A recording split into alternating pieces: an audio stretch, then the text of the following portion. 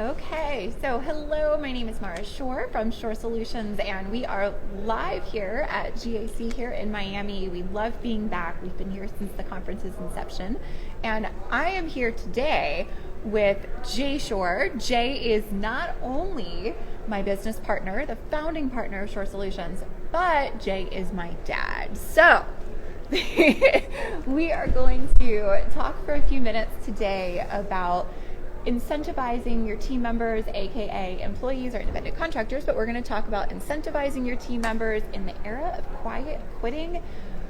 Oh my goodness, Jay. So we are seeing all sorts of things in the world that is HR. We have clients across the country here in the aesthetic cosmetic community, and you are the financial guru, the financial brilliance of the company, we'll say. Wow. Imagine growing up with that, right? Let's talk for a minute. All of our clients have come to us at some point in the past 2 to 3 months, and their team members are requesting more money. Maybe they were hired 90 days ago, maybe they were hired 45 days ago, and now they're requesting another $5 an hour. That happened this week.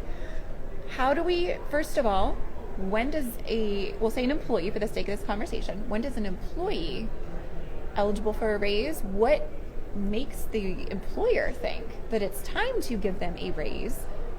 And how do we go about thinking about a bonus structure? In 3 minutes, of course. Jay, oh, that's impossible. Come on.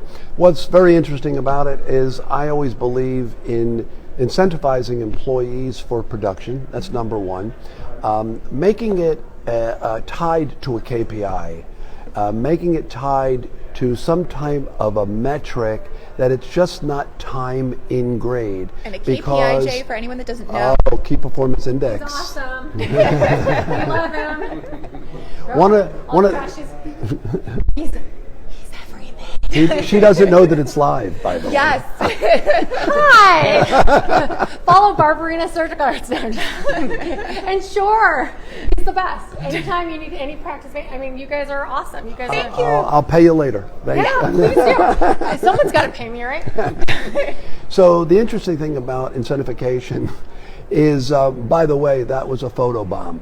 So in order to incentivize employees, it should be tied to some type of a metric. It's something that you can really detail, whether it's, it shouldn't be just time and grade. Many people say, I've been here X amount of time, I think I deserve a raise.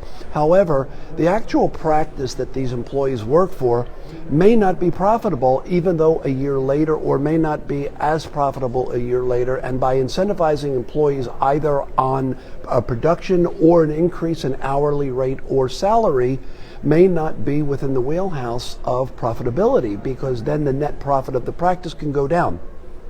However, if you tie it to anything other than time and grade, you should always have a performance review and show the employee what and why the value of that staff member is worth what they're asking for.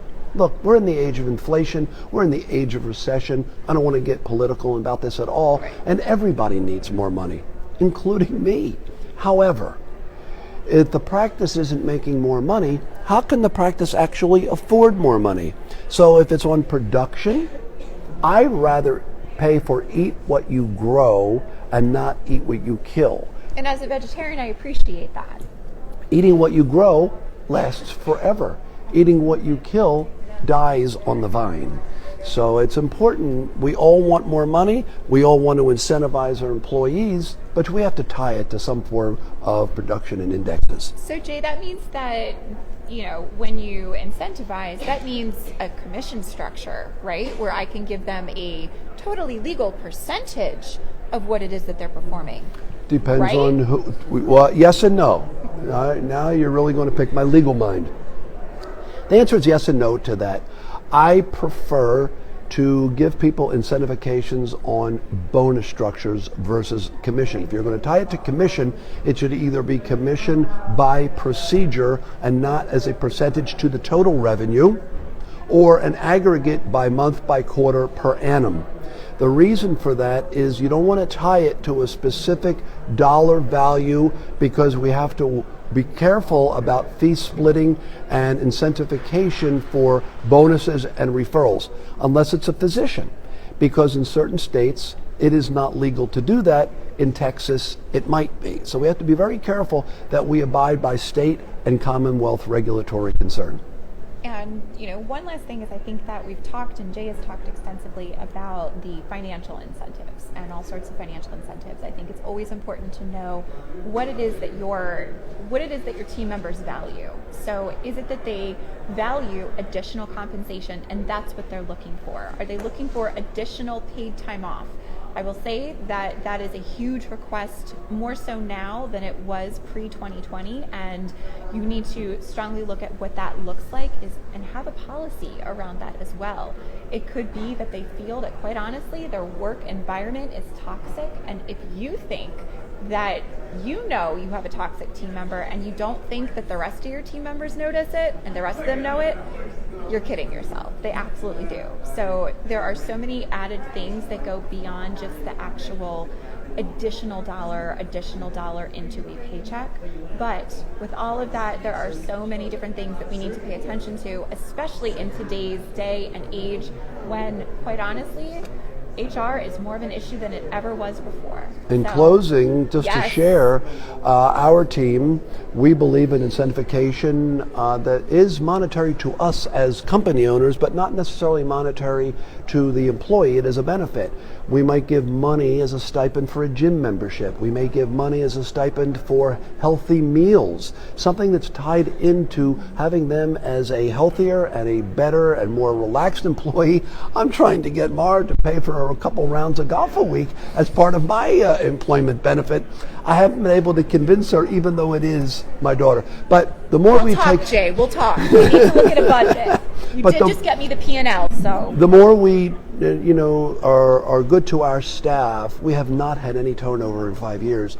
The better we are to our staff and make them believe outside of the standard benefits that everybody else gives them, the more they're going to believe that you care about them as a person and as a staff member. Thank you so much for joining us today, for hanging out with Jay and I. Thank you again, Jay, for spending just a few minutes of work time before we get ready to have some relaxed time together. We can't forget to thank Dr. Waldman for always including us and always putting on an incredible show, whether it is in the global or his new MEC conference. So we look forward to seeing you all soon. Cheers to that. Thank you.